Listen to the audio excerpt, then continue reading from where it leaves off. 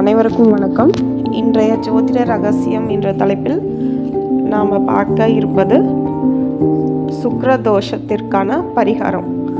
வெள்ளிக்கிழமையில் சாயங்காலம் நேரம் ஒரு வெள்ளை துணி எடுத்துட்டு அந்த வெள்ளை துணியில் வெள்ளை மொச்சை, வாசனையுள்ள வெள்ளைப்பூ ஆகியவற்றை கொண்டு சுக்கிரனுக்கு அர்ச்சனை செய்ய வேண்டும். 9 முறை சுக்கிரனை சுற்றி வர வேண்டும்.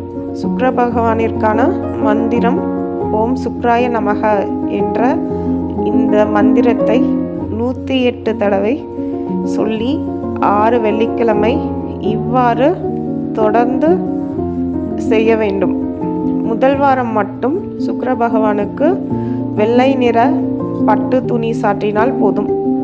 மற்ற வாரங்களில் வாசனையுள்ள பூவும் வெள்ளை மொச்சையும் சுக்கிர பகவானிற்கு நெய்வேத்தியமாக கொடுக்க வேண்டும். நன்றி.